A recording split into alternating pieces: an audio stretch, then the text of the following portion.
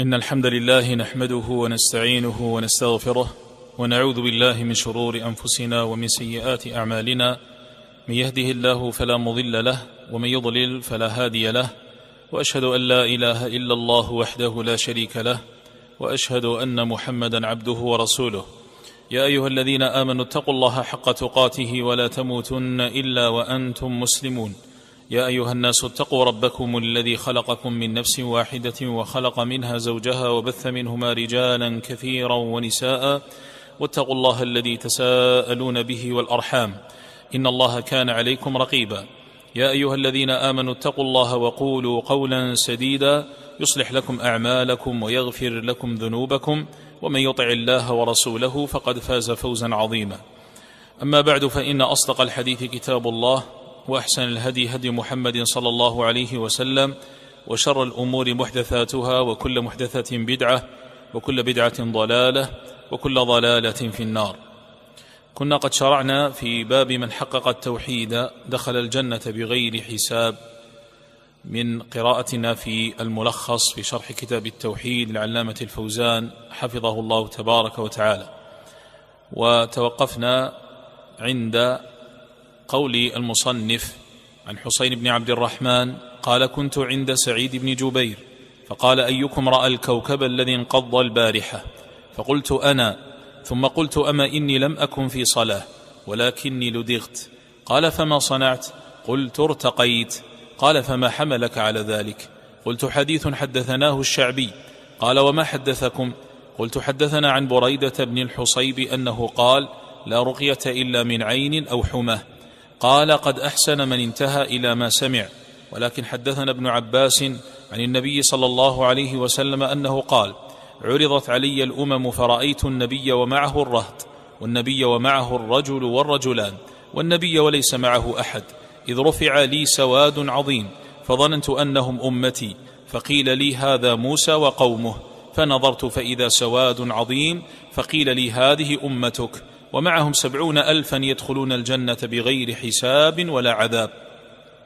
ثم نهض فدخل منزله فخاض الناس في أولئك، فقال بعضهم: فلعلهم الذين صحبوا رسول الله صلى الله عليه وسلم، وقال بعضهم: فلعلهم الذين ولدوا في الإسلام فلم يشركوا بالله شيئا، وذكروا أشياء.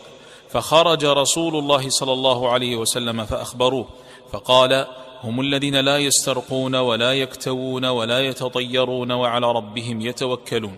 فقام عكاشة بن محصن فقالوا: ادعوا الله أن يجعلني منهم. قال: أنت منهم. ثم قام رجل آخر فقال: ادعوا الله أن يجعلني منهم. فقال: سبقك بها عكاشة. بدأ الشيخ الفوزان بذكر تراجم الرجال الذين ذكروا في هذا الحديث، فقال: تراجم الرجال الواردة أسماؤهم في الحديث. حسين هو حسين بن عبد الرحمن السلمي الحارثي من تابعي التابعين، مات سنة 36 و100 وله 93 سنة. سعيد بن جبير هو الإمام الفقيه من أجلة أصحاب ابن عباس، قتله الحجاج سنة 95 ولم يكمل 50، يعني كان سعيد بن جبير يوم قتله الحجاج ابن 49 سنة، ابن 49 سنة. فسعيد بن جبير الإمام الفقيه كان مع ابن الأشعث، فلما هزم ابن الأشعث هرب سعيد بن جبير إلى مكة، فبقي مدة ثم أخذه خالد القصري وبعث به إلى الحجاج فقتله الحجاج. وبعد قتل الحجاج له مات الحجاج بعده بأيام.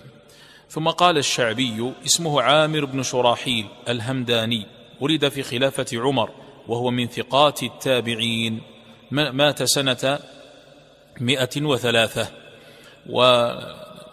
والشعبي هو أيضا من الفقهاء، من فقهاء التابعين، كما قال بعض السلف عنه: ما رأيت أفقه من الشعبي. وكان سفيان بن عيينة رحمه الله يقول: كان الناس يقولون ابن عباس في زمانه والشعبي في زمانه، يعني لفقهه وإمامته رحمه الله تبارك وتعالى. ثم قال: بريدة بضم أوله وفتح ثانيه ابن الحصيب، هي مضبوطة في الكتاب الحصيب، والصحيح هو ابن الحصيب بن الحارث الأسلمي، صحابي شهير، متى سنة 63. ابن الحصيب، الحصيب بضم الحاء وفتح الصاد المهملتين، كذا ضبطها ابن أثير رحمه الله كما في أسد الغابة. ثم قال ابن عباس: هو الصحابي الجليل عبد الله بن عباس بن عبد المطلب ابن عم النبي صلى الله عليه وسلم، دعا له النبي صلى الله عليه وسلم فقال: اللهم فقهه في الدين وعلمه التأويل، فكان كذلك، ومات بالطائف سنة 68. وقوله فكان كذلك أي كان فقيها عالما، ولهذا ابن عباس كان يسمى البحر لسعة علمه، وكان يسمى بحبر الأمة، واشتهر رضي الله تعالى عنه بفقهه وإمامته في العلم قال متى سنة 68 وهو ابن 70 سنة. وابن عباس رضي الله تعالى عنه هو من المكثرين برواية حديث النبي صلى الله عليه وسلم، له في كتب الحديث 1660 حديثا. ثم قال: عكاشة، هو عكاشة بن محصن بن حرثان الأسدي، كان من السابقين إلى الإسلام، هاجر وشهد بدرا وقاتل فيها، واستشهد في قتال الردة مع خالد بن الوليد سنة 12. وعكاشة بن محصن ذكر هنا بأنه شهد بدرا وقاتل فيها، بل إنه قد أبلى فيها بلاء حسنا، حتى ذكر ابن إسحاق في السير أن عكاشة قاتل يوم بدر قتالا شديدا حتى انقطع سيفه في يده، وذكر بأنه استشهد في قتال الردة مع خالد بن الوليد. وقيل إن الذي قتله هو طليحة بن خويلد، ذلك الذي تنبأ وادعى النبوة. ثم شرع الشيخ الفوزان في ذكر معاني ألفاظ هذا الحديث، فقال: أولا الكوكب، النجم، الكوكب، لأن سعيد بن جبير قال: أيكم رأى الكوكب الذي انقض البارحة، فقال الكوكب النجم. وقوله انقض أي سقط منه الشهاب، انقض بمعنى سقط وهوى من السماء. قال البارحة هي أقرب ليلة مضت، يقال قبل الزوال رأيت الليلة، وبعد الزوال رأيت البارحة. فذكر بأن البارحة هذه الكلمة في معناها هي أقرب ليلة مضت، وهي مشتقة من برح إذا زال. وقد قال أبو العباس ثعلب: يقال قبل الزوال رأيت الليلة، وبعد الزوال رأيت البارحة، نقله عنه النووي في شرح مسلم. يعني هذا الذي ذكره الشيخ الفوزان مثل هذا الذي ذكره ثعلب ونقله النووي عنه، وهو على حسب لسان العرب. إذا أردت أن تتكلم عن الليلة الماضية، فإذا كنت قبل الزوال تقول الليلة، رأيت الليلة، وإذا كنت بعد الزوال تقول البارحة. هذا من جهة لسان العرب وما عليه أهل اللسان. وإلا فإن الذي جرى على الناس في عرفهم اليوم، كما ذكر هذا الشيخ ابن عثيمين وغيره، أنهم يسمون الليلة الماضية البارحة، سواء قال ذلك قبل الزوال أو قاله بعد الزوال، قاله قبل الزوال أو بعد الزوال. ثم قال لدغت أي لدغته عقرب، واللدغ اللسع أي أصابته بسمها، لدغت بالبناء للمفعول. واللدغ يكون بالعقرب ونحوها من ذوات السموم كالحية مثلا. فقوله هنا لدغت، حسين بن عبد الرحمن لما قال لسعيد بن جبير: أنا رأيت الكوكب إني لم أكن في صلاة، قال لكن لدغت. ما الذي لدغه؟ الشيخ هنا يقول لدغته عقرب. وقد قال الشيخ العثيمين رحمه الله: الظاهر أنها شديدة، لأنه لم ينم منها، فالظاهر أن ذلك اللدغ كان شديدا. قال ارتقيت، طلبت من يرقيني. والرقية قراءة القرآن والأدعية الشرعية على المصاب بمرض ونحوه. قال ارتقيت، هذه قالها حسين بن عبد الرحمن لما قال له سعيد بن جبير: فما صنعت لما لدغت؟ قال ارتقيت. ذكر الشيخ سليمان الرحيلي حفظه الله تبارك وتعالى أن هذه اللفظة لم يرها بحسب بحثه في كتب السنة. قال هذه اللفظة أن ارتقيت في الحديث هنا لم أرها بحسب بحثي في كتب السنة، لأن الذي في صحيح مسلم استرقيت ما صنعت استرقيت، وفرق بين اللفظتين، لأن ارتقيت هذه تحتمل أنه رقى نفسه وتحتمل أنه طلب الرقية من غيره، أما استرقيت فهي لطلب الرقية من الغير، استرقيت يعني طلبت من يرقيني، وهذا الذي ذكره الشيخ هنا في معنى ارتقيت، قال طلبت من يرقيني يعني استرقيت. ثم عرف الشيخ الفوزان هنا الرقية، قال الرقية قراءة القرآن والأدعية الشرعية على المصاب بمرض ونحوه. وقد استحب جماهير أهل العلم النفث مع القراءة، لأن الشيخ هنا ما ذكر النفث، فقال الرقية هي قراءة القرآن والأدعية الشرعية على المصاب بمرض ونحوه، وجماهير أهل العلم يستحبون النفث مع قراءة القرآن والأدعية على المريض. لماذا استحبوا النفث؟ الأدلة التي دلت على ذلك في سنة النبي صلى الله عليه وسلم، حيث كان صلى الله عليه وسلم ينفث مع القراءة، كما عند الإمام مسلم من حديث عائشة رضي الله تعالى عنها قالت كان رسول الله صلى الله عليه وسلم إذا مرض أحد من أهله نفث عليه بالمعوذات، قالت نفث عليه في المعوذات. ومثله ما جاء في حديث أبي سعيد في رقية اللديغ، بوب عليها البخاري باب النفث في الرقية. ومع ذلك قد جاءت أحاديث تدل على القراءة بلا نفث، وهذا مما يدل على أن القراءة بلا نفث جائزة، فقد كان النبي صلى الله عليه وسلم يعوذ الحسن والحسين ولم يكن ينفث عليه الصلاة والسلام، فإذا القراءة بلا نفث جائزة، والمستحب النفث مع القراءة. ثم قال ما حملك على ذلك، هذه قالها سعيد لحسين بن عبد الرحمن، ما حملك على أنك ارتقيت؟ قال الشيخ ما حجتك على جواز ذلك، يعني أي شيء دعاك للاسترقاء، أنت استرقيت، ما هو دليلك على هذا الفعل، وما هي حجتك على جواز طلب الرقية أو الاسترقاء؟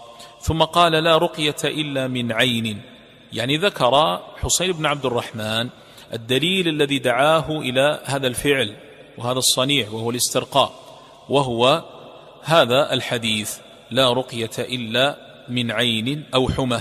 فقد قال لسعيد بن جبير حديث الذي حملني على ذلك حديث حدثناه الشعبي، قال وما حدثكم؟ قلت حدثنا عن بريدة بن الحصيب أنه قال لا رقية إلا من عين أو حمى. وهذا الحديث وإن ورد هنا موقوفا عن بريدة بن الحصيب، لكنه مرفوع إلى النبي صلى الله عليه وسلم، إما أن نقول إنه له حكم الرفع لأن هذا لا يقال من باب الرأي، أو إنه قد ورد مرفوعا صريحا إلى النبي صلى الله عليه وسلم. وقد جاء هذا عند أبي داود والترمذي وابن ماجه، قال النبي صلى الله عليه وسلم لا رقية إلا من عين أو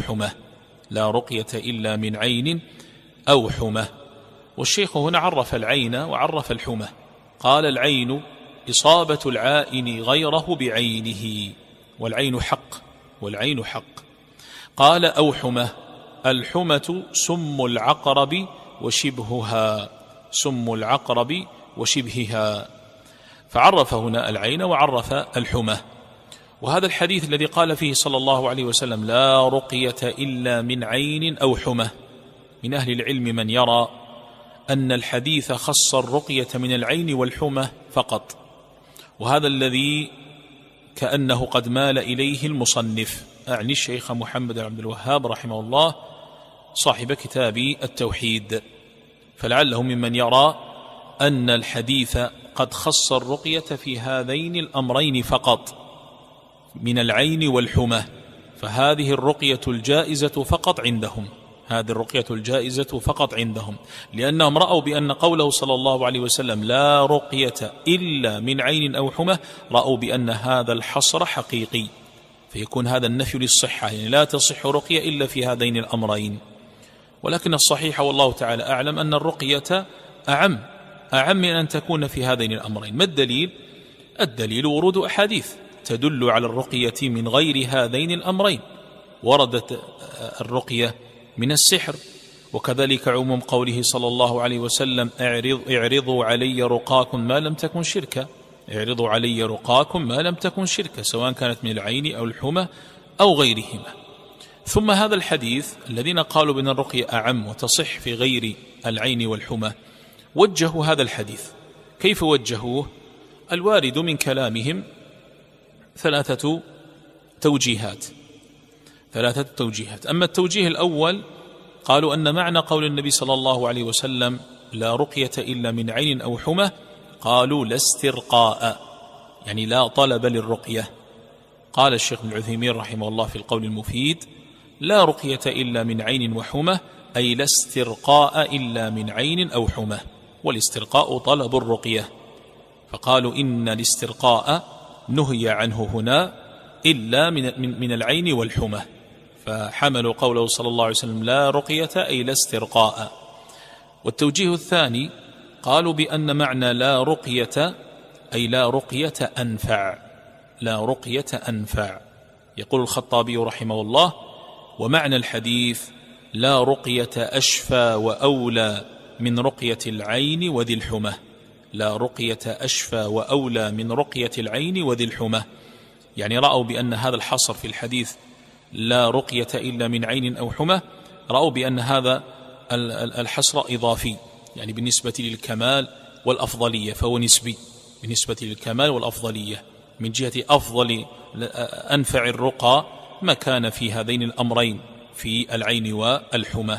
قال الشيخ الفوزان في إعانة المستفيد قال العلماء هذا من باب التأكيد لا من باب الحصر، فالرقية تنفع من غير العين والحمى أيضا من سائر الأمراض، ولكن أنفع ما يشفى بالرقية هذان المرضان العين والحمى، وإلا فإن الرقية تنفع أيضا من جميع الأمراض بإذن الله، فهذا من باب الحصر النسبي والتأكيد، هذا من باب الحصر النسبي والتأكيد.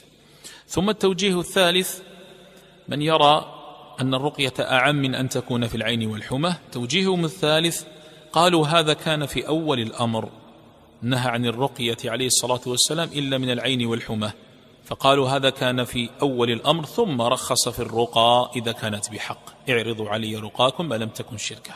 وهذا الذي ذهب إليه صاحب قرة عيون الموحدين الشيخ عبد الرحمن بن حسن رحمه الله تبارك وتعالى. ثم قال هنا من انتهى إلى ما سمع، من انتهى إلى ما سمع، هذا كلام سعيد لما قال له حسين هذا الحديث قال له سعيد قد أحسن من انتهى إلى ما سمع. قال الشيخ فوزان في معنى ذلك أي أخذ بما بلغه من العلم، بخلاف من يعمل على جهل أو لا يعمل بما يعلم، يعني أن سعيد بن جبير صوب حسينا فيما فعله، صوب حسينا فيما فعله، حيث أن حسينا قد عمل بما بلغه من العلم، عمل بما بلغه من العلم، عنده هذا الحديث هذا الذي بلغه فعمل به. وسعيد هنا تأدب مع حديث رسول الله صلى الله عليه وسلم، وقال هذا الكلام لحسين لأنه لم يعمل بجهل، بل عنده دليل قد انتهى إليه، ومن ثم فإنه لا إثم عليه، لا إثم عليه في ذلك الباب. هذا بخلاف الذي يعمل أيها الإخوة بجهل أو يعمل بلا علم، فإنه مسيء آثم كما قال صاحب فتح المجيد. ثم قال عرضت علي الأمم، قيل كان ذلك ليلة الإسراء، أي أراه الله مثالها إذا جاءت يوم القيامة. قوله عرضت علي الأمم هذا قول النبي صلى الله عليه وسلم، والحديث الآن الذي يرويه سعيد بن جبير عن ابن عباس، قد قال صلى الله عليه وسلم عرضت علي الأمم، وهنا قال بأنه قيل كان ذلك ليلة الإسراء، أي هذا العرض متى كان عليه الصلاة والسلام؟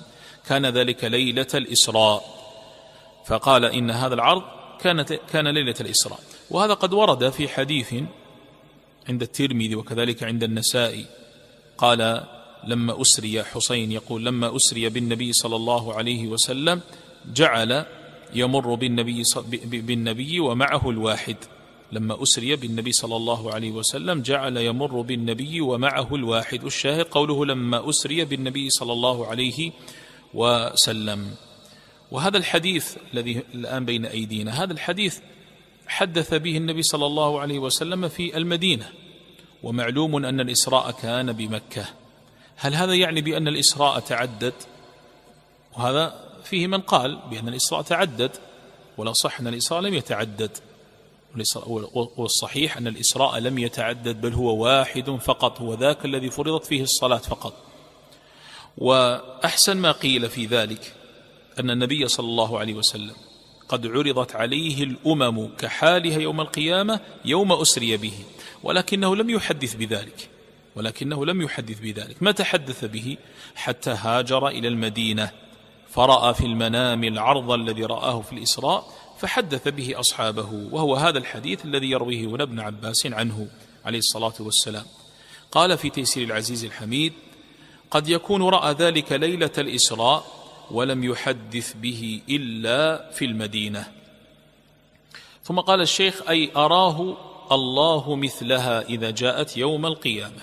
قول الشيخ هنا أي أراه الله مثالها، أقول مثالها إذا جاءت يوم القيامة، أي أراه مثالا لا تلك الأمم، فأراه مثالا لا تلك الأمم، مع أنه يمكن القول بأن ظاهر اللفظ أنه رأى الأمم هي بعينها، أنه رأى الأمم بعينها ولم يرى مثالها صلى الله عليه وسلم، أي أري عليه الصلاة والسلام الأمم السابقة، فيحتمل هذا ويحتمل هذا.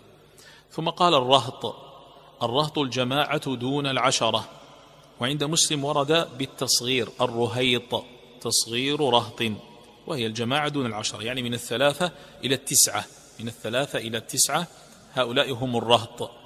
ثم قال: ليس معه أحد، أي لم يتبعه من قومه أحد، يعني يأتي النبي وليس معه أحد. قال في معنى ذلك لم يتبعه من قومه أحد، يعني لعدم من آمن به، لم يؤمن به أحد ولم يتبعه أحد. وقد قامت الحجة عليهم ببعث النبي إليهم، حتى وإن لم يتبعوه فالحجة قد قامت عليهم. ثم قال: فظننت، أو قبل ذلك قال: سواد عظيم، أشخاص كثر، سواد عظيم. وفي رواية البخاري سواد كثير، وفي رواية قال: فرأيت سوادا كثيرا سد الأفق. كلمة السواد تقال للشخص الذي يرى من بعيد ولا يعرف، فتقول مثلا رأيت سوادا، يعني شخصا ولم تعرفه، تراه من بعيد، هذا يقال له السواد. والمراد هنا بقوله صلى الله عليه وسلم سواد عظيم، أراد بها هنا الجنس، أراد بها الجنس، ولذلك وصفها بالكثرة، قال سواد عظيم أو سواد كثير، المراد به الأشخاص، يراهم من بعيد ولكن لا يعرفون، لم يعرفهم صلى الله عليه وسلم. والدليل لم يعرفهم أنه قال بعد ذلك: فظننت أنهم أمتي. قال الشيخ الفوزان: أي لكثرتهم وبعده عنهم فلا يميز أعيانهم، فظننت أنهم أمتي. وجاء في رواية البخاري أنه قال: قلت يا جبريل هؤلاء أمتي؟ قال: لا. والذي دفع النبي صلى الله عليه وسلم بقول ذلك 3 أمور لما ظنهم بأنهم أمته عليه الصلاة والسلام. الذي دفعه لذلك الظن 3 أمور. الأمر الأول أن النبي صلى الله عليه وسلم أخبر أن أمته كثيرة، فلما رأى السواد العظيم حسبهم أمته. والأمر الثاني أن الأمم قد عرضت عليه أمم كثيرة، فبقيت أمته فظن أن هذه أمته. والأمر الثالث ما أشار إليه الشيخ الفوزان بقوله: فلا يميز أعيانهم، لأنهم أشخاص وسواد، لأنهم سواد، لا يميز أعيانهم لأنهم سواد. ولو رآهم النبي صلى الله عليه وسلم من قرب لعرفهم، لو رآهم عن قرب لعرفهم، لأنه يعرف أمته بآثار الوضوء، يأتون غرا محجلين من آثار الوضوء، ولكن لكثرتهم وبعده عنهم فلا يراهم صلى الله عليه وسلم ولا يميزهم. فلذلك ظن أنهم أمته عليه الصلاة والسلام. ثم قال موسى أي موسى بن عمران كريم الرحمن، وقومه أي أتباعه على دينه من بني إسرائيل. وهذا فيه أن موسى عليه السلام قد اتبعه من قومه خلق كثير، فذلك السواد الكثير الذي رآه صلى الله عليه وسلم أولا هو موسى وقومه، فهذا فيه أن موسى قد اتبعه من قومه خلق كثير. ثم قال بلا حساب ولا عذاب، أي لا يحاسبون ولا يعذبون قبل دخولهم الجنة لتحقيقهم التوحيد، كما سبق وأن ذكرت ذلك في الدرس الماضي. بلا حساب سواء كان حساب العرض ولا حساب المناقشة، يسلمون من هذا ومن هذا، لا حساب عرض وتقرير ولا حساب مناقشة. والذي لا يحاسب لا يعذب لا في قبره ولا يوم القيامة، فلذا قال هنا بلا حساب ولا عذاب، لا يحاسبون ولا يعذبون قبل دخولهم الجنة، لا في قبورهم ولا يوم القيامة. وهذا الجزاء هو لمن حقق التوحيد، سواء كان التحقيق الواجب أو المندوب، التقسيم الذي ذكرته في الدرس الماضي، وهم المقتصدون والسابقون بالخيرات. وهذا هو الشاهد للترجمة من الحديث، حين قال صلى الله عليه وسلم عن 70,000 من أمتي يدخلون الجنة بلا حساب ولا عذاب. قال ثم نهض أي قام عليه الصلاة والسلام، فخاض الناس في أولئك، أي تباحث الحاضرون واختلفوا في هؤلاء 70 بأي عمل نالوا هذه الدرجة، فإنهم لم ينالوها إلا بعمل، فما هو؟ خاض الناس في أولئك، يعني بعد أن قام النبي صلى الله عليه وسلم وتركهم عليه الصلاة والسلام، تباحث الحاضرون واختلفوا هؤلاء 70,000 الذين يدخلون الجنة بغير حساب ولا عذاب بأي عمل نالوا هذه الدرجة. هم بحثهم هنا، وهذا يدل على اهتمامهم وحرصهم على الخير، فلأجل ذلك تكلموا وتناظروا في هؤلاء بأي شيء نالوا هذه المنزلة، بأي عمل نالوا هذه المنزلة، فتباحثوا في ذلك وقالوا كلاما. قال فأخبروه، يعني لما رجع إليهم صلى الله عليه وسلم ذكروا للنبي صلى الله عليه وسلم اختلافهم في المراد بهؤلاء 70. قال لا يسترقون، لا يطلبون من يرقيهم استغناء عن الناس، لا يطلبون من يرقيهم استغناء عن الناس، فهذا من صفات أولئك الذين يدخلون الجنة بغير حساب ولا عذاب أنهم لا يسترقون. قال الشيخ ابن عثيمين في القول المفيد أي لا يطلبون من أحد أن يقرأ عليهم لما يلي: أولا لقوة اعتمادهم على الله، ثانيا لعزة نفوسهم عن التذلل لغير الله، ثالثا ولما في ذلك من التعلق بغير الله. الشيخ ابن عثيمين رحمه الله قال في معنى لا يسترقون بأنهم لا يطلبون من أحد أن يقرأ عليهم، يعني لا يطلبون من يرقيهم، لثلاثة أمور. الأمر الأول قال لقوة اعتمادهم على الله، يعني هذا من تمام توكلهم على الله عز وجل. ثانيا قال لعزة نفوسهم عن التذلل لغير الله، وذلك أنهم لا يسألون المخلوقين، وسؤال المخلوق فيه ذلة، فلا يسألون أحدا أن يرقيهم. والثالث قال ولما في ذلك من التعلق بغير الله، يعني ليس ثمة شيء من الميل، ميل القلب إلى غير الله جل وعلا، ليس عندهم شيء من ميل القلب إلى الراقي ولا إلى الرقية، فلذلك لا يسترقون ولا يطلبون الرقية. وهؤلاء الذين لا ميل في قلوبهم لغير الله عز وجل كما سبق وذكرنا في الدرس الماضي، هؤلاء هم الذين حققوا التوحيد، بل وصلوا إلى كمال تحقيق التوحيد بعدم انصراف قلوبهم إلى غير الله سبحانه وتعالى، زيادة على تركهم للشرك كله والبدع وعدم الإصرار على الذنوب والمعاصي واجتهادهم في المستحبات وترك المكروهات. هؤلاء الذين عندهم كمال تحقيق التوحيد.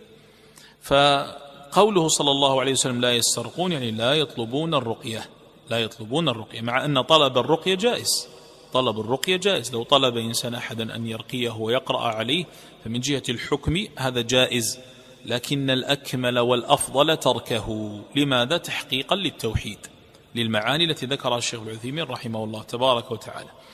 ولكن مع ذلك من باب التباحث في هذه المسألة يقال إنه قد ورد ما يدل على طلب الرقية، ورد في الأحاديث ما يدل على طلب الرقية، ومن ذلك حديث سلمة أن النبي صلى الله عليه وسلم رأى في بيتها جارية في وجهها سفعة، فقال لها صلى الله عليه وسلم: استرقوا فإن بها النضرة.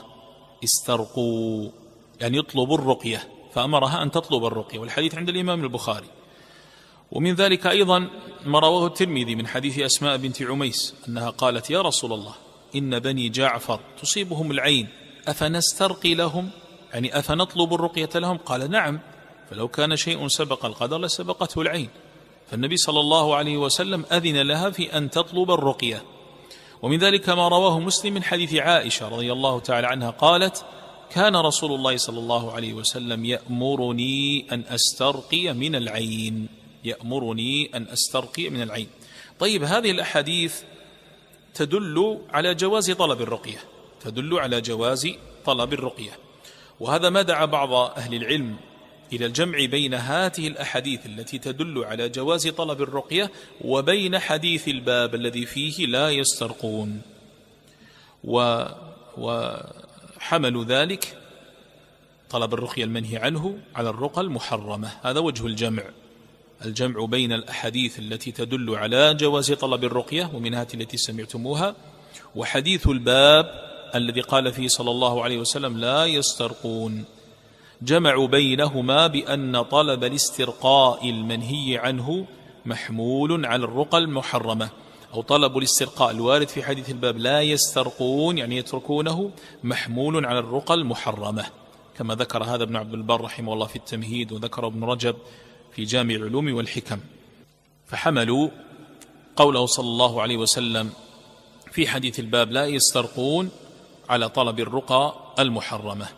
ومن ذلك أيضا حملهم لا يسترقون على الرقى التي لا تنفع ولا تفيد، كما ذكر هذا الشيخ ابن عثيمين رحمه الله في شرحه لصحيح الإمام البخاري الجمع بين الأحاديث، فذكر بأن قوله لا يسترقون يحمل على الرقى التي لا تنفع ولا تفيد، وأما إذا كانت رقى تنفع وتفيد فإنه يجوز طلبها. لكن قد يقول قائل: إن حديث سلمة وحديث أسماء بنت عميس السابقين هذا فيه طلب الاسترقاء للغير، سلمة أن في حديثها النبي صلى الله عليه وسلم قال: استرقوا للجارية، وأسماء بنت عميس قالت: أفنسترقي لبني جعفر؟ فقال لها: نعم، هذا الاسترقاء للغير، طلب الرقية للغير. وأما حديث الباب فيتعلق بطلب الرقية للنفس، الإنسان يطلب الرقية لنفسه، فقوله لا يسترقون يعني لا يطلبون الرقية لأنفسهم.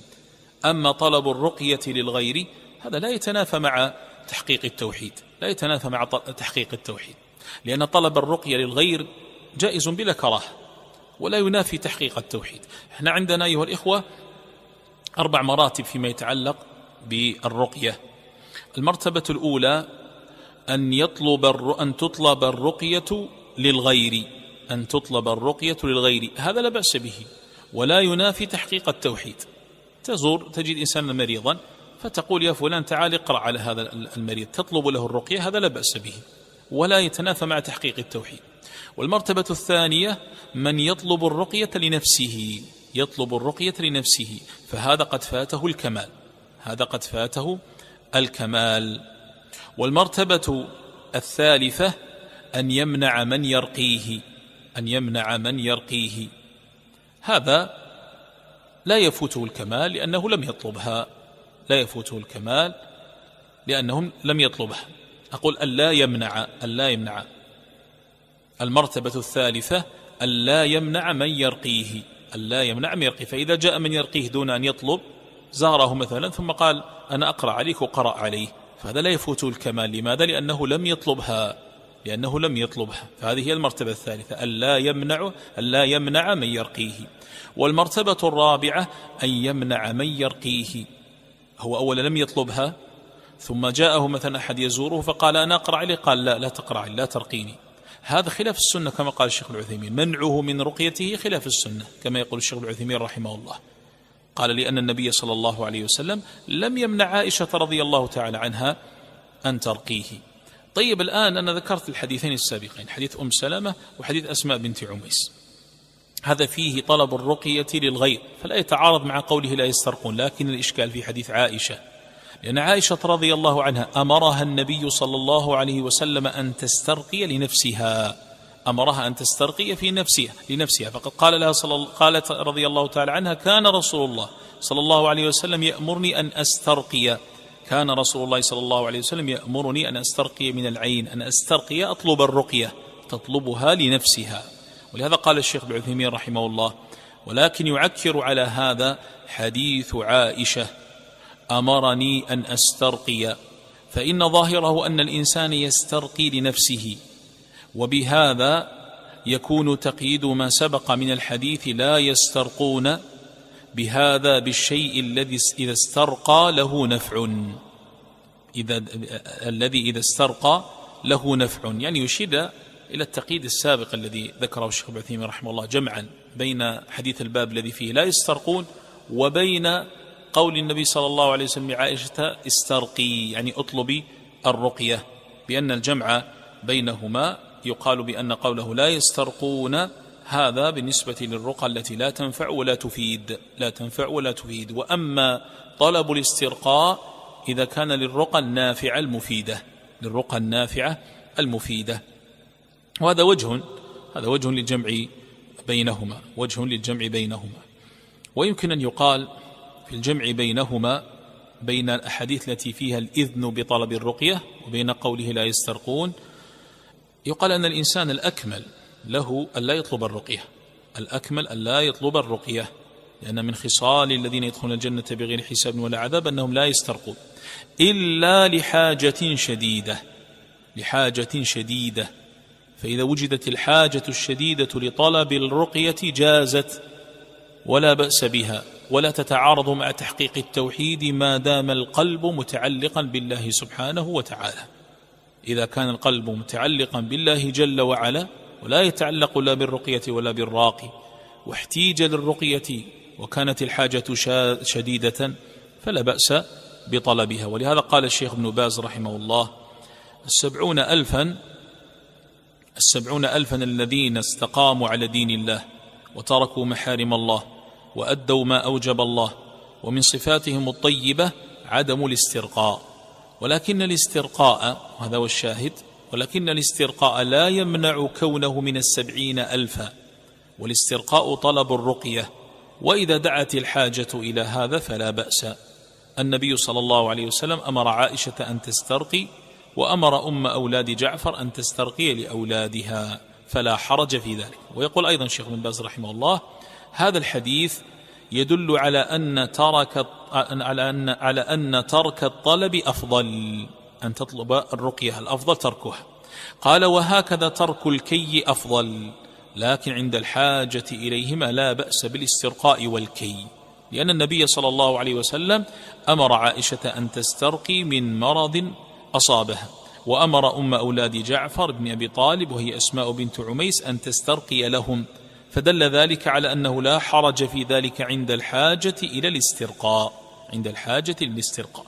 فعندنا الجمع بين هذه الأحاديث التي تدل على جواز طلب الرقية، وخاصة حديث عائشة التي أمرها أن تسترقي من العين عليه الصلاة والسلام، وبين قوله في حديث الباب لا يسترقون. فمن أهل العلم من جمع بينهما وحمل قوله لا يسترقون على الرقى المحرمة، على طلب الرقى المحرمة. ومن ذلك أيضا توجيه الشيخ ابن عثيمين رحمه الله أنه محمول على الرقى التي لا تنفع ولا تفيد. والجمع الذي ذكره الشيخ ابن باز رحمه الله أن قوله لا يسترقون هذا ممكن يحمل عند غير الحاجة، الأفضل ترك طلب الرقية، لكن عند الحاجة الشديدة لورود الأحاديث الأخرى التي فيها جواز طلب الرقية فإنه لا بأس بها ولا تؤثر في تحقيق توحيد العبد ما دام حريصا على أن يكون القلب معلقا بالله سبحانه وتعالى.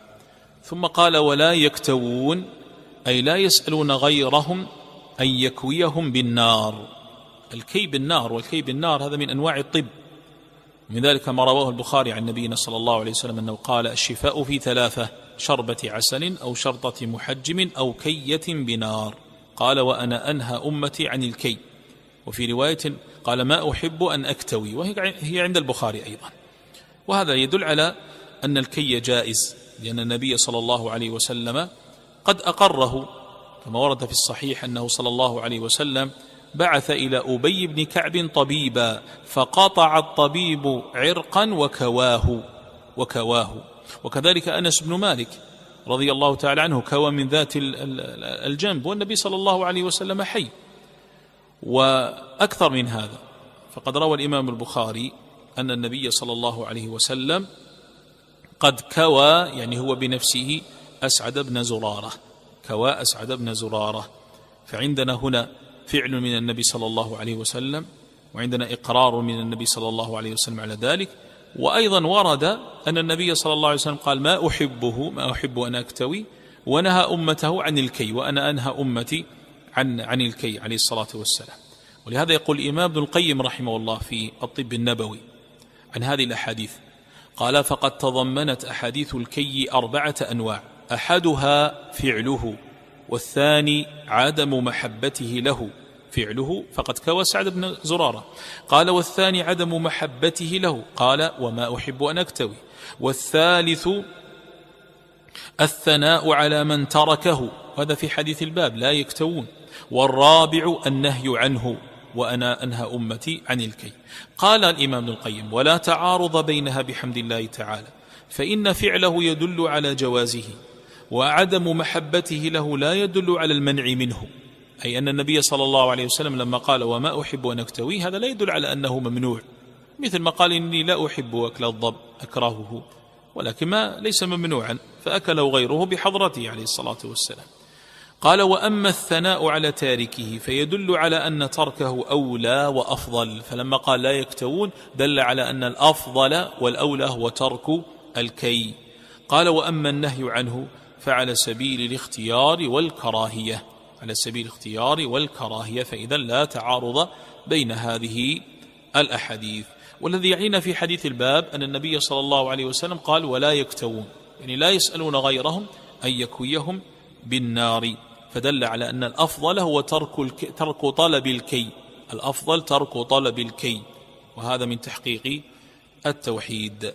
لكن الكلام الذي يقال في الكي مثل الذي قلناه في الاسترقاء، وقد ذكر الشيخ بن باز رحمه الله ذلك لما قال: لكن عند الحاجة إليهما لا بأس بالاسترقاء والكي، لا بأس بالاسترقاء والكي، إن كان ثمة حاجة شديدة إلى الكي فهذا لا ينافي تحقيق التوحيد، لا ينافي تحقيق التوحيد. ومع ذلك الإنسان يحرص على عدم طلبه إلا إذا احتاج إليه حاجة شديدة، أو يذهب إلى الأماكن التي هي معدة لذلك من جهة الدولة خدمة للمسلمين، كما أشار إلى هذا الشيخ العثيمين رحمه الله، فإن الذهاب إليها لا يعد من طلب الكي، لا يعد من طلب الكي. قد ترجم الإمام البخاري رحمه الله تبارك وتعالى: باب من اكتوى أو كوى غيره وفضل من لم يكتوي. من تراجم الإمام البخاري رحمه الله في صحيحه: باب من اكتوى أو كوى غيره وفضل من لم يكتوي. وأورد بعض الحديث التي ذكرتها آنفا. الشاهد أن ابن حجر قال معلقا على ترجمة البخاري: كأنه أراد أن الكي جائز للحاجة وأن الأولى تركه، كأنه أراد أن الكي جائز للحاجة وأن الأولى تركه. ثم قال: ولا يتطيرون، لا يتشاءمون بالطيور ونحوها، لا يتطيرون يعني لا يتشاءمون، والتطير محرم وهو ينافي تحقيق التوحيد. وسيأتي إن شاء الله باب خاص به في كتاب التوحيد، تأتي تفاصيله وتعريفه في موضعه إن شاء الله. ثم قال: وعلى ربهم يتوكلون، يعتمدون في جميع أمورهم عليه لا على غيره، ويفوضون أمورهم إليه. يقول الحافظ بن حجر رحمه الله على قوله صلى الله عليه وسلم: وعلى ربهم يتوكلون، قال: يحتمل أن تكون هذه الجملة مفسرة لما تقدم من ترك الاسترقاء والاكتواء والطيارة، ويحتمل أن تكون من العام بعد الخاص، لأن صفة كل واحدة منها صفة خاصة من التوكل وهو أعم من ذلك. يعني هنا ذكر احتمالين: الاحتمال الأول أن هؤلاء الذين تركوا طلب الرقية والكي وهم لا يتطيرون، لماذا؟ لأنهم يتوكلون على الله، أي الحامل لهم على ذلك هو قوة توكلهم على الله عز وجل، فكانت مفسرة لما سبق. ولهذا قال في فتح المجيد: ذكر الأصل الجامع الذي تفرعت عنه هذه الأفعال والخصال، وهو التوكل على الله وصدق الالتجاء إليه والاعتماد بالقلب عليه، الذي هو نهاية تحقيق التوحيد. وأصل هذا الكلام قد ذكره صاحب تيسير العزيز الحميد. والاحتمال الثاني أنه ذكر خصالا خاصة لمن يتوكل على الله، ثم عمم وقال: وعلى ربهم يتوكلون، وعلى ربهم يتوكلون. ثم قال: سبقك بها عكاشة، أي إلى إحراز هذه الصفات، أو سبقك بالسؤال. هذه الكلمة قالها النبي صلى الله عليه وسلم لرجل بعد أن قال لعكاشة: أنت منهم، قال له رجل: ادعو الله أن يجعلني منهم، فقال: سبقك بها عكاشة، سبقك بها عكاشة. هذه قال للنبي صلى الله عليه وسلم لعكاشة: أنت منهم، قال له: أنت منهم. وقول النبي صلى الله عليه وسلم لعكاشة: أنت منهم، هذا يحتمل أنه قد جاءه بالوحي، أو قد رأى عكاشة يوم عرضت عليه الأمم. أشار إلى هذا الشيخ سليمان الرحيلي حفظه الله. فقام رجل فقال: ادعو الله أن يجعلني منهم، فقال: سبقك بها عكاشة. وهنا أيها الإخوة اختلف العلماء في الحكمة من قوله سبقك بها عكاشة، سبقك بها عكاشة، وهو لم يذكر لهذا الرجل نفيا ولا إثباتا، لم يقل له أنت لست منهم، وإنما قال له سبقك بها عكاشة، ولم يذكر له نفيا ولا إثباتا. يقول القاضي عياض رحمه الله: قيل إن الرجل لم يكن ممن يستحق تلك المنزلة، ولا كان بصفة أهلها، بخلاف عكاشة. هذا قول.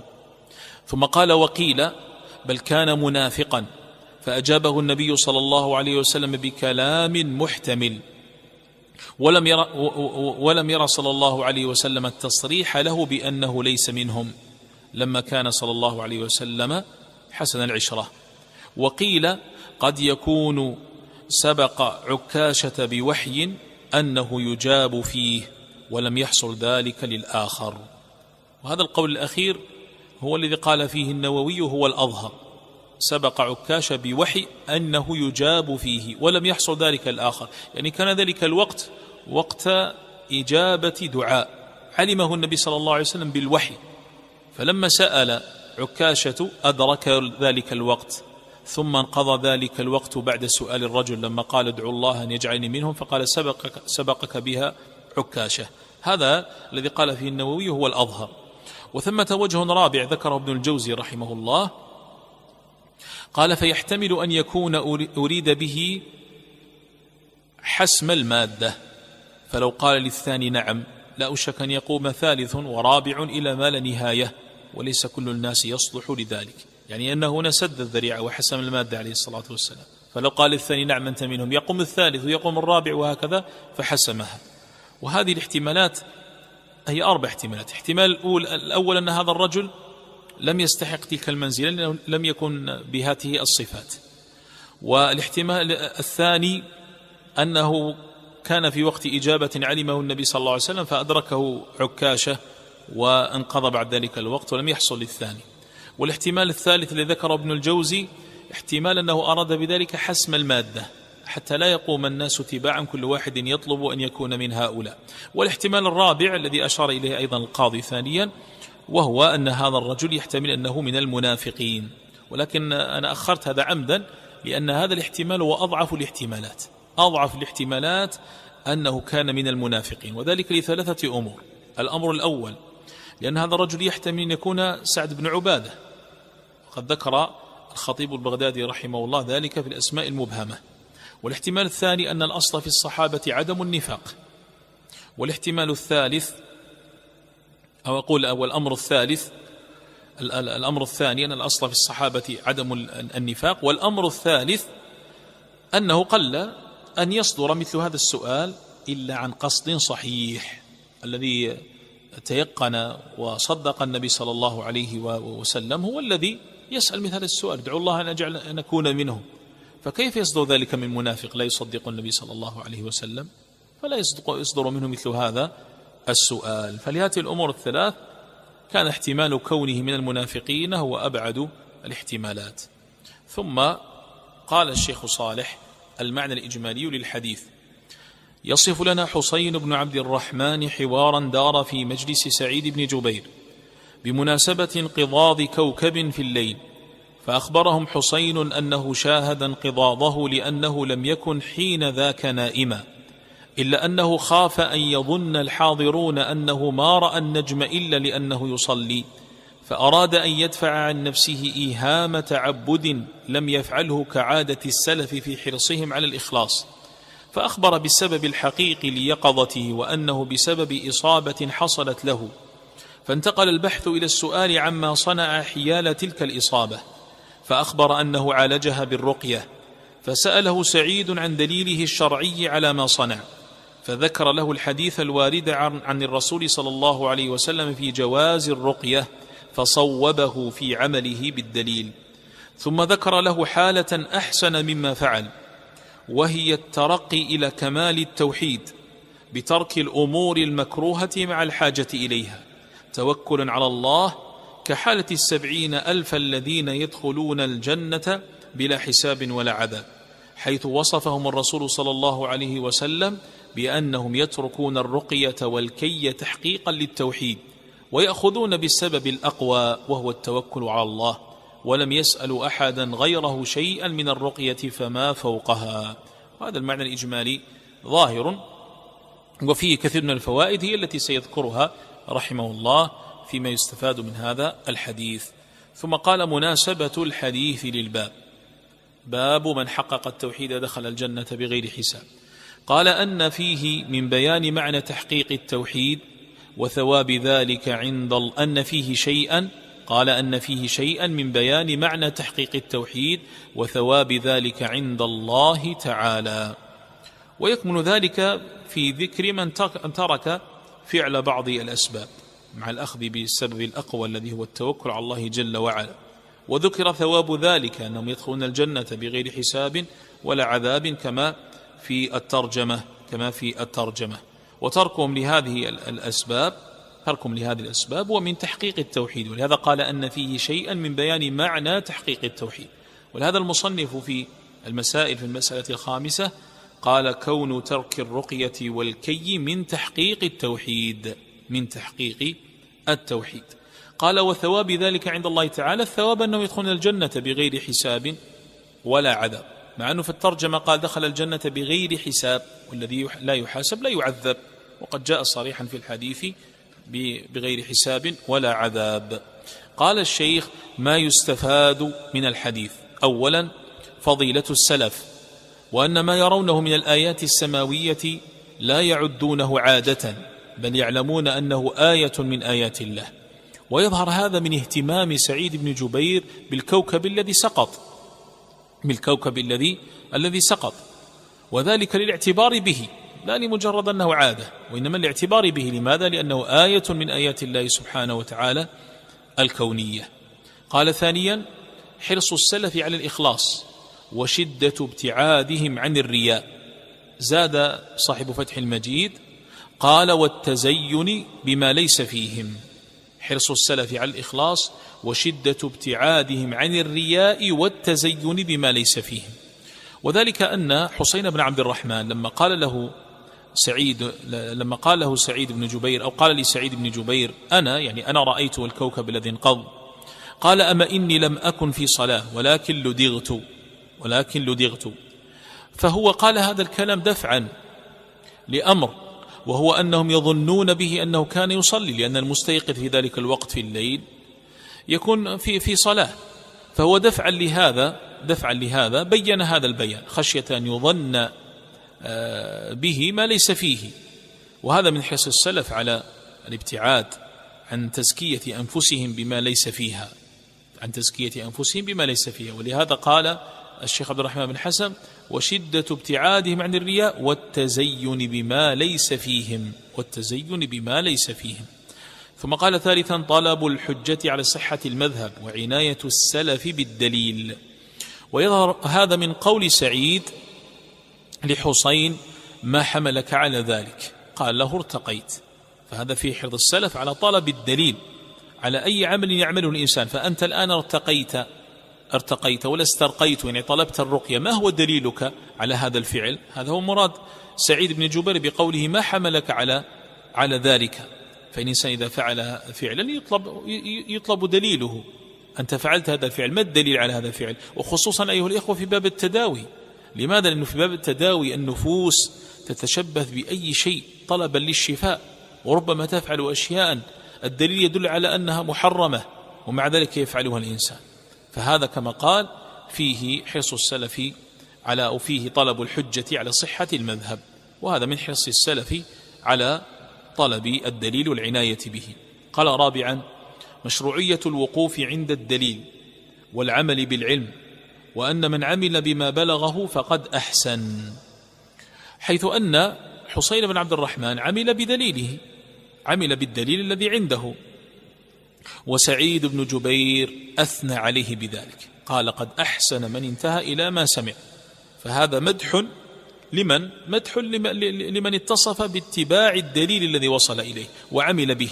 فحسين عنده دليل وصل إليه وعمل به، أثنى عليه هنا سعيد بن جبير: قد أحسن من انتهى إلى ما سمع، حتى وإن كان هناك دليل أرجح منه، ولكن أرشده بعد ذلك إلى الأرجح كما سيأتي، وذكر له الحديث الأرجح، لكن هو أثنى عليه لأنه لم يعمل هكذا، وإنما قد عمل بدليل. ولهذا قال هنا: مشروعية الوقوف عند الدليل والعمل بالعلم، وأن من عمل بما بلغه فقد أحسن. يعني الإنسان يا إخوة إذا كان عنده دليل يعمل به ولا يلام على ذلك، حتى وإن كان يجهل دليل آخر لا يلام على ذلك، وإنما يثنى عليه أنه حريص على العمل بالدليل، ويبين له الدليل الآخر الأرجح.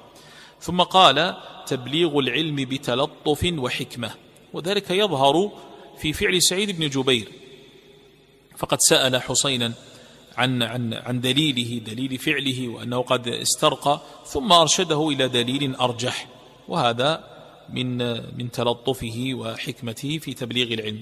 ثم قال في الفائدة الأخرى: إباحة الرقية، لأن الحديث قال: لا رقية إلا من عين أو حمى، وهذه استدل بها حسين بن عبد الرحمن على مشروعية الرقية. وقد سبق أن ذكرت أن الحديث لا يراد به حصر الرقية في هذين الأمرين، أي ليس هذا الحصر حصرا حقيقيا، بل هو في الحقيقة حصر إضافي نسبي: لا رقية إلا من عين أو حمى. وقد ذكرت ثلاثة أوجه.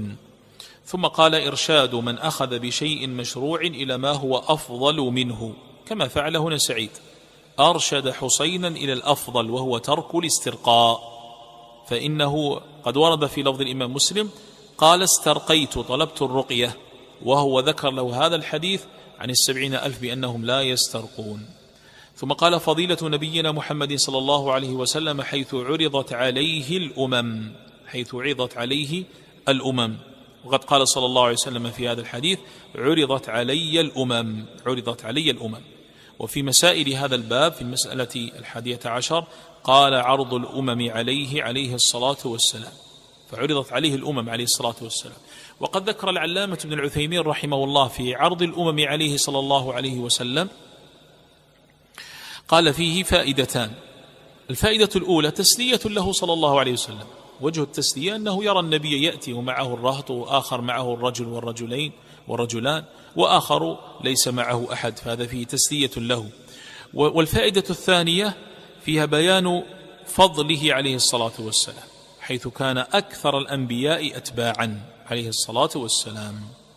ثم قال أن الأنبياء متفاوتون في عدد أتباعهم، لأن النبي صلى الله عليه وسلم رأى النبي ومعه الرهط، والنبي ومعه الرجل والرجلان، والنبي وليس معه أحد، ورأى موسى ومعه عدد كثير سواد عظيم، وهو أكثر منه عليه الصلاة والسلام أتباعا، أكثر من موسى عليه الصلاة والسلام أتباعا.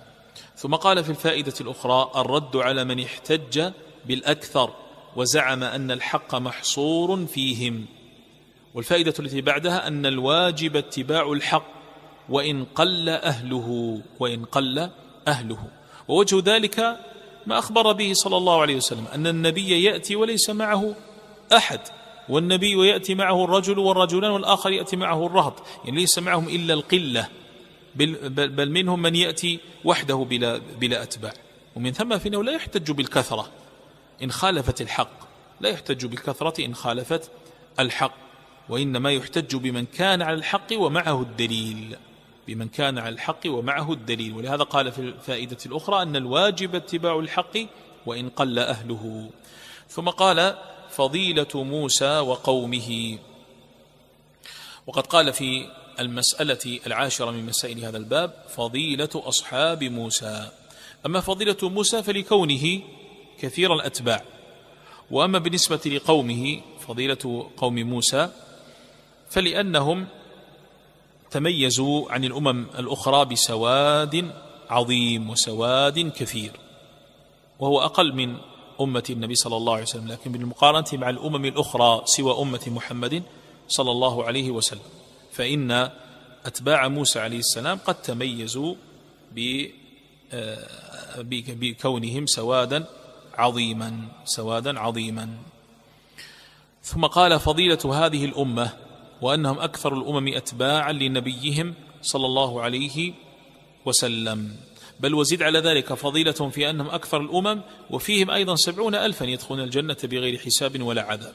ففضيلة هذه الأمة من هذه التي ذكرها أنهم أكثر الأمم أتباعا، وأيضا أن فيهم 70,000 يدخلون الجنة بغير حساب ولا عذاب. قال في الفائدة الأخرى فضيلة تحقيق التوحيد وثوابه. وهذه الفضيلة أنها من حقق التوحيد يدخل الجنة بغير حساب ولا عذاب. وقد سبق في الدرس الماضي أن بينت معنى تحقيق التوحيد ومراتبه. ثم قال إباحة المناظرة في العلم والمباحثة في نصوص الشرع للاستفادة وإظهار الحق. وهذا كما فعل الصحابة حين قال لهم النبي صلى الله عليه وسلم حدثهم عن 70,000 قبل أن يبين لهم من هم، دخل وقام وتركهم فأخذوا يتناظرون ويتباحثون ويتناقشون في هؤلاء الذين يدخلون الجنة بغير حساب ولا عذاب. فهذا قبل أن يبين لهم النبي صلى الله عليه وسلم، تنازعوا وتناظروا والنبي صلى الله عليه وسلم أقرهم على ذلك، ما أنكر عليهم لما أخبروه فأقرهم. وهذا يدل على إباحة هذه المناظرة في العلم والمباحثة في نصوص الشرع. ثم قال عمق علم السلف لمعرفتهم أن المذكورين في الحديث لم ينالوا هذه المنزلة إلا بعمل. وهذا يستفاد من المعاني التي ذكروها، فإنهم صاروا يتناظرون ويتناقشون لمعرفة ما العمل الذي قام به هؤلاء. ولذلك قال أيضا في المسألة 7 عمق علم الصحابة بمعرفتهم أنهم لم ينالوا ذلك إلا بالعمل، لأنهم صاروا يتباحثون عن العمل الذي عمله هؤلاء حتى حصلت لهم هذه الفضيلة، وهي دخول الجنة بغير حساب ولا عذاب. ثم قال حرص السلف على الخير والمنافسة على الأعمال الصالحة. ووجه ذلك أن الصحابة لما تناظروا وتباحثوا وخاضوا في هؤلاء الذين ذكر لهم هذا الفضل، الغرض من ذلك ماذا؟ الغرض هو الوصول إلى نتيجة ومعرفة العمل الذي عملوه ليعملوا بهذا العمل لأجل أن ينالوا هذه المنزلة، فهم حريصون على الخير. ثم قال أن ترك طلب الرقية والكي من تحقيق التوحيد. أن ترك طلب الرقية، هكذا قال الشيخ فوزان، ترك طلب الرقية، بينما في المسائل في المسألة 5 المصنف قال كون ترك الرقية، وما قاله الشيخ فوزان هنا أضبط، لأن المراد هنا ترك الاسترقاء وليس ترك الرقية مطلقا. فإن الإنسان إذا رقي من غير طلب أو رقى فإن هذا لا بأس به ولا يتعارض مع تحقيق التوحيد، لكن الاسترقاء هو الذي ورد في الحديث لا يسترقون. فترك الاسترقاء والكي لغير حاجة هذا من تحقيق التوحيد الذي يكون القلب فيه متعلقا بالله تعالى تعلقا تاما.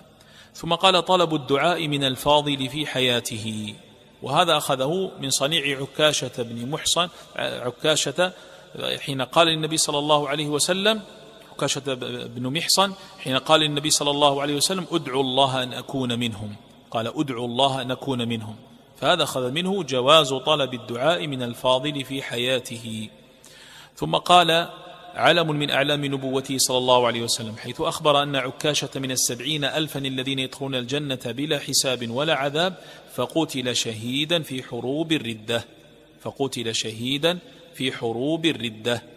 فكون عكاشة بقي مسلما ومات على الإسلام، بل مات مقتولا في حروب الردة شهيدا في حروب الردة، هذا فيه دليل من دلائل نبوته صلى الله عليه وسلم، لأن الرسول صلى الله عليه وسلم أخبر أنه من أهل الجنة، بل هو من 70,000 الذين يدخلون الجنة بغير حساب.